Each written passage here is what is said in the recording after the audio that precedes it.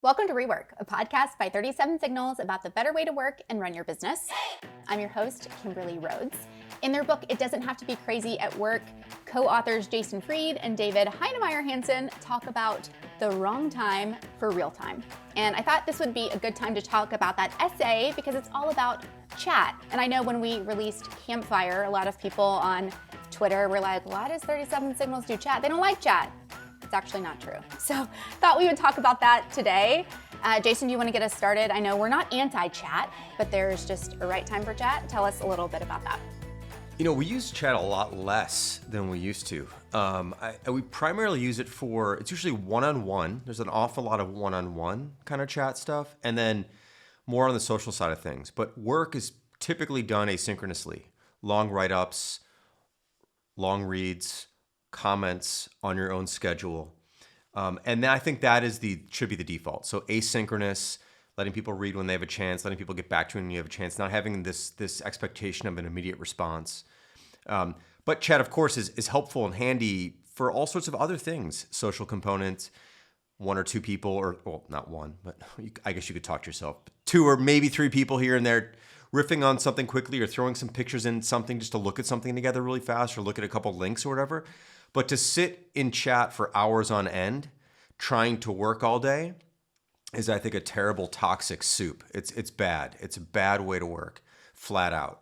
Now, you'd say, why make a chat app then? Well, like I said, there's other good reasons for chat, and chat's a nice thing to have as well. It's a tool in the tool belt, just like to-dos are a tool in the tool belt, but I wouldn't want to be sitting around managing my to-dos all day. But you need them, or Kanban, you want that. But chat shouldn't be this thing that you sit and soak in, I think, all day long. I think it's really quite bad for organizations. And by the way, it's funny because for a while when we were building Campfire, we spent a lot more time in Campfire because we were sort of dog food in Campfire. And I found myself actually not liking working that way. It reminded me why I don't like to work that way, even though it was cool to see and cool to use and we're still using it. But when we force ourselves to use it a lot, it was a good reminder as to why it's not a good way to work.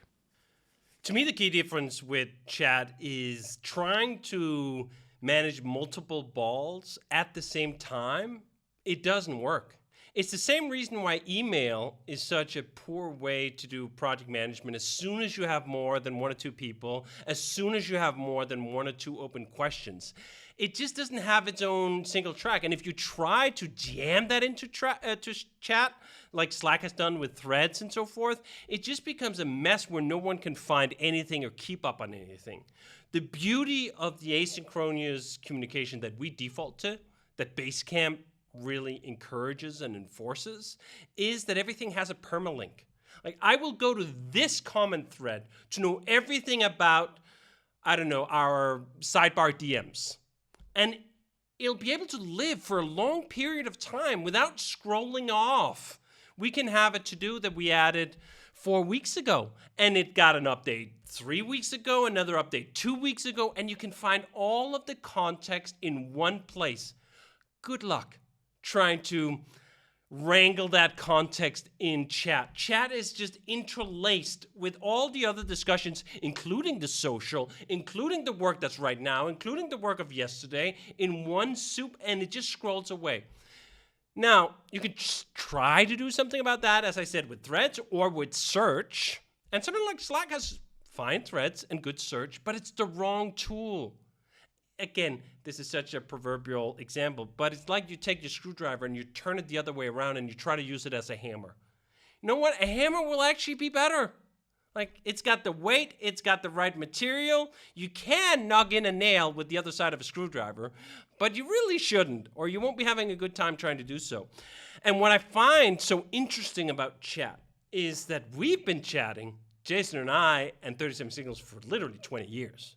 We put out the original version of Campfire in 2005, when the rest of the world went like, what do you mean chat? That sounds silly. Why don't you just pick up the phone? Can't we just go into a meeting room? And then everyone got on chat in the 2010s, and especially during COVID. And now they're like this person who finds like the one shiny object. Ooh, it's so shiny, it's so new, it's so everything. No, it's not everything. You'll learn. Might take you a couple of years. And this is one of the fascinating things about watching someone else, especially an entire industry, go through an adoption cycle that you went through literally 2 decades ago. You're like, yeah, we used to think that chat was the greatest thing ever, and then we didn't even need anything else. And then you'll see things get dropped. You'll see things fall between the crack. You'll see you can't get context together. You'll see you can't add someone to a project late, because what are they going to do? Scroll back through hundreds, if not thousands, of chat messages to somehow try to piece it all together in their head? That works very poorly. In the same way that email works very poorly for trying to keep 7 different balls organized in one project. You actually need a project management tool. Now, that sounds very self-serving because we sell one, but there are lots of them out there. It's not like Basecamp is the only option, and it's not even like it has to be Basecamp. It just has to be asynchronous, and it has to be topic aligned. You have to be able to come back to that one discussion about how the DMs in the sidebar should look 4 weeks from now and have complete context of everything that's required to get up to speed on that. Someone who's added to the project, hey, Scott, can you look at this sidebar DM? That's a very realistic example. We have it all the time. We'll be working on some project, and then we'll bring someone new into the project as we're getting further along, and we ask them, can you tackle this problem? And they have to figure out, where are we? What's the context? What's the current state of things? Again, chat is just awful for that. The other thing chat is awful for is interruptions. If you think chat equals work, and being at work means being in the chat room and constantly side-eyeing every single line as it comes in real time, your brain is just going to get scrambled. It's going to get mush. We're not built for that kind of task switching. You need to be able to say, hey, all right, I've set my good mornings. Now I'm going to go off and do my work, and I'll check in a couple of hours. And if you can't do that without it feeling like, oh, I really missed an opportunity to chime in. I don't get to have my say. I don't even get to understand what's going on. You're going to foster an environment where everyone is paying attention to chat all the time, which is actually, in my opinion, probably worse than having nothing at all. It's probably worse than just having phone calls and in-person meetings. So chat can be good, but it's one of those things where the dose makes the poison. You get too much chat, it's not just toxic, I think it's actually lethal to productivity, to mental cohesion, to your ability to collaborate with a broader set of people and actually make forward progress. This is the other trick about chat or side effect. It can feel productive. It can feel like you're in touch with your coworkers. Everything is like, I have a question. I'm going to pop it into the chat and I'm going to expect a reply right away. That feels productive if you don't account for the fact that you just bothered someone to get your answer right in that minute. And did you really need the answer right that minute, or couldn't have waited 2.5 hours for someone to check in asynchronous when they were coming up from air out of their creative deep dive? So yeah, you can't just do chat. It doesn't really work alone as the main operating system for collaboration between larger teams. I'd say that's full-on an anti-pattern, and I would advise anyone not to buy even Campfire if that's your intention. Say you have a team of 8, 10 people. Don't start with chat. Start with the asynchronous stuff, then add chat as the way to get the social and the quick stuff. I was going to say, one of the ways I think we use chat the best at 37 Signals is for social things. Like, that's when we feel connected, I would say. And you can step away from it and do your work and come back and be like, well, I didn't really miss anything because we're talking about French fries or whatever might be happening in a yes. chat section. This is why friends chat, group chat, perfect. Friends, like, because there's no depth there. I mean, there's depth with your friend, but there's no like topic depth that's required. But in work, there is.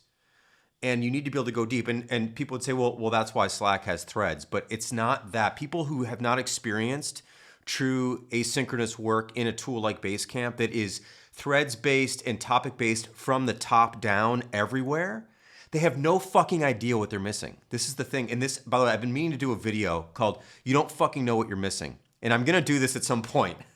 But I'm like angry. I'm angry about this because Basecamp is so much better than working that way. And like David said, there are other tools too. But look, I'm going to talk about Basecamp because it's built this way from the ground up for a fucking reason.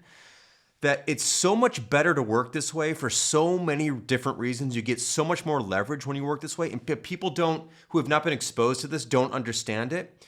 People who came up a different way, working only in chat, can't imagine there's a better way. There is such a better way. And the chat first methodology really hurts companies. It really fundamentally hurts companies. So anyway, I'll get around to this impassioned product demo, which I really, really want to do soon. I've been thinking about it quite a bit. But anyway, it is different. It is radically different. And I guess when you're just not exposed to it, it's actually similar to another podcast we just did talking about Windows and the Mac.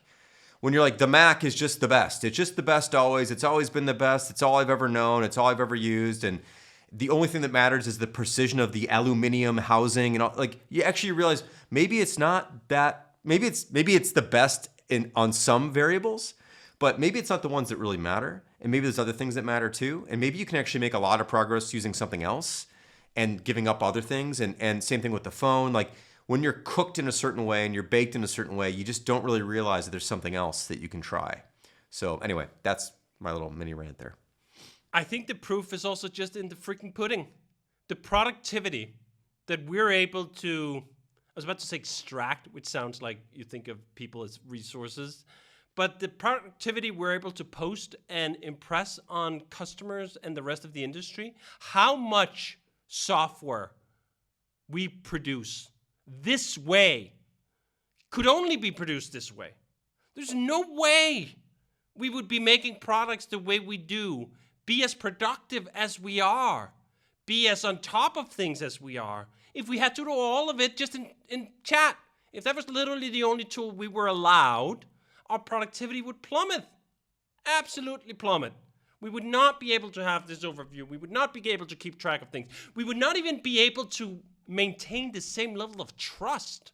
That's one of the things that has really dawned upon me, how Basecamp is so different. It allows you to run an organization that is far more, I wanted to say lenient, but that sounds incorrect, but it's far more loose in its cadence of requirements of check-ins, in-person follow-ups. Hey, where are we on this? Because this concept of radiating information. Because you have tools like Move the Needle.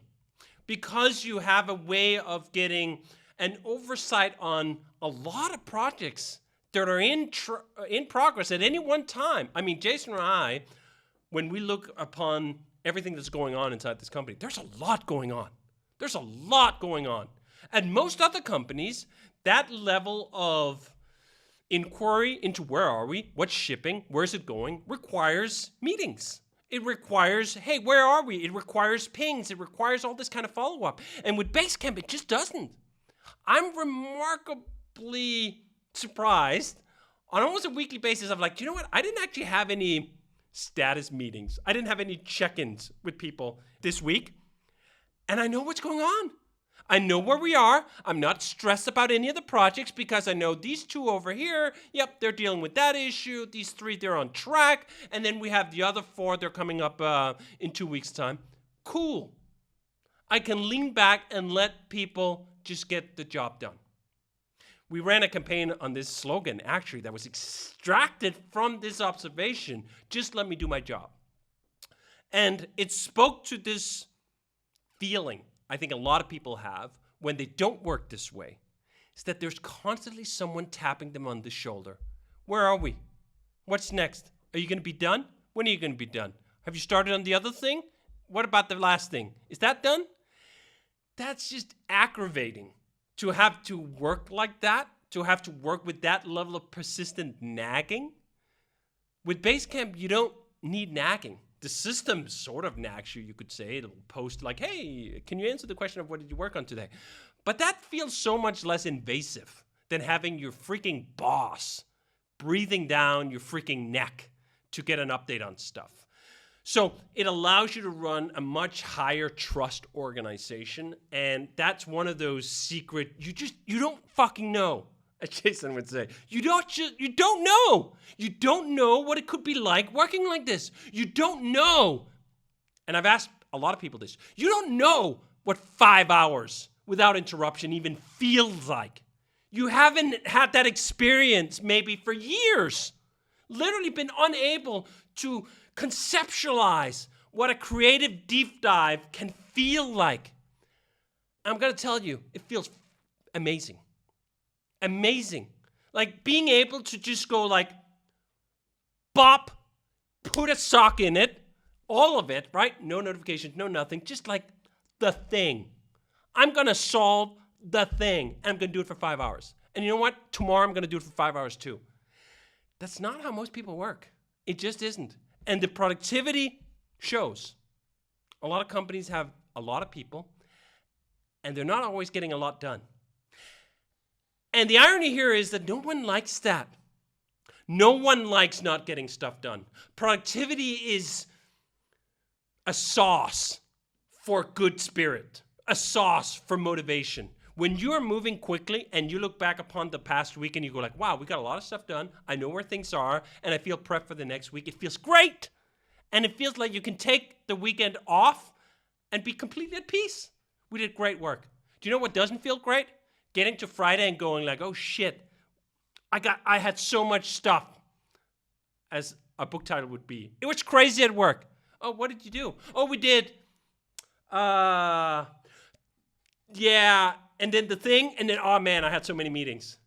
And you're like, but what? Like, that's not nourishing in an existential sense. You can't sustain yourself in good spirit and high motivation on that. It's like, it's junk productivity. It's fake productivity. You need some fucking protein. And you're only going to get it if you get these long stretches of uninterrupted time. And you're only going to get that if you work asynchronous. And you're only going to work asynchronous if you use a tool that can work that way. So it kind of like all feeds down. And like the final equation is Basecamp equals productivity proteins. I love that. One of the things I also think is interesting, going back to Basecamp and the product, chat history doesn't stay forever, which I think just speaks to the point of like, chat shouldn't be permanent. Like chat is quick and to the point. It's not a permanent record. I'm assuming that was an intentional design. Yeah, I mean, look, it's there if you want to scroll back and spot it. But basically, it is within the window that you're looking, and that's on a conveyor belt. It's always moving. Unless the chat's just dead and then it sits there and then it's not really chat either, which can be useful, by the way. You can just throw some stuff in there and there it sort of sits.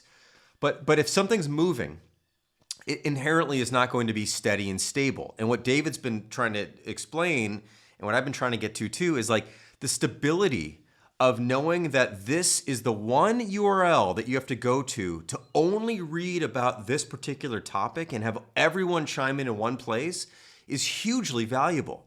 Stability, the expectation that it's going to be there, the completeness of the entire idea being there versus here in this chunk and then scroll back in this chunk, which was interleaved with this other chunk, and then there's another chunk up here and there's another thing up there. People know who use threads in Slack that the thread is never trusted. There is maybe a thread, but the way chat works, it's more convenient just to spew into the conveyor belt. So like, the medium is not a native medium for actually organized conversation. It's just not. It's great for like throwing something in there really quick. Obviously, it's great for that. But when we default to that, then we don't know where things are. And so you never know when you use chat that if you found a block, that it's the only block that matters. There may be yet another block 3 scrolls up that you won't know about until you find it. And so what do you have to do? Look at everything back through history to find, and then piece it back together? What? Like that sucks versus going to a URL where one thing has been discussed for months, for days, whatever it is, but you know it's in one place. That alone is so valuable. The leverage there is enormous. And again, like it's essentially our fault, I think, that we haven't really figured out a way to really explain. I mean, obviously millions of people who've used Basecamp get this, but that's a small fraction of people who use work tools. We need to figure out a better way to get this word out to people so they understand it, because it sounds so stupidly simple. Like, how can that be so valuable? But it really, really, really is. And anyway, just knowing that you can go to one place and knowing in your head, that's everything. That's the whole story. Huge. The other point with that is data retention. So we actually built a feature into Basecamp. We've turned it on where chat will literally get deleted after 2 years. And that's partly because we want to encourage this idea that if you want something to be permanent, chat is not the place to put it. If you want something to stick around and others to be able to find it, don't put it in chat. Put it somewhere that's permanent. Secondly, the US, for better or worse, is a very litigious society. If you keep every piece of banter information until the end of time, all of it is going to show up in what's called discovery. That is when you get sued by someone, they say, give me all your records. And you have to hand over all of it. And this is a enterprise technique, actually, an enterprise feature. There's a lot of companies that run data retention on their email, that no emails will be persisted beyond even a year. I talked to one company that has it down to 6 months. I think the data retention windows get shorter and shorter the more you get sued. So the people who are most involved with lawsuits are usually the most who are on top of this. But I think it actually has these positive side effects that, you know, when you're putting things into a Basecamp to-do item, it's a little more formal. It just is. And you treat it a little more business versus the stuff you put into chat. The reason chat is so helpful with the gelling is that it is looser and it is a little funny and it is all these things. And as someone said, you should never put something in writing that you don't want read out in court in monotone by opposing counsel. A lot of chat does not read out well by opposing counsel in a monotone voice. So I think that's just a general realization a lot of companies have come to in the US in particular, because it is so litigious, and other platforms have this. I think the enterprise version of Slack has it as well.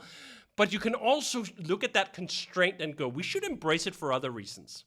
Chat should literally feel like the river. It'll flow away. It won't ever be the same. You can't step in the same one twice. And then anything else that we don't want to flow away, we put it on safe ground. We put it in Basecamp, we put it in to-dos, we put it in a document, we put it in a message, put it in any of these locations that we know how to get back to it. We know how to refer to it. And it's actually remarkable. I mean, we've been using Basecamp for 20 years. Literally. Basecamp's been around for 20 years. We've been using Basecamp for 20 years. We've gone back to threads like they were 7 years old and found highly illuminating nuggets of experimentations, A/B tests, whatever. The history of the company at times, and you go, could you even imagine trying to find that in chat? It's inconceivable that you'd go back 7 years and get a coherent picture of how a decision was made over the course of like 2 months. Like, what? Chat literally cannot deliver that to you. Basecamp can. Asynchronous tools can. Writing things down in places that stick can. Okay, well, this essay, The Wrong Time for Real Time, is from It Doesn't Have to Be Crazy at Work. I know we talk about rework all the time, and it's the name of this podcast, but also It Doesn't Have to Be Crazy at Work, the follow-up book. We'll link to that in our show notes. Rework is a production of 37 Signals. You can find show notes and transcripts on our website at 37signals.com/podcast. Full video episodes are on YouTube and Twitter. And if you have a question for Jason or David about a better way to work and run your business, leave us a voicemail at 708-628-7850. You can also text that number, and we just might answer your question on an upcoming show.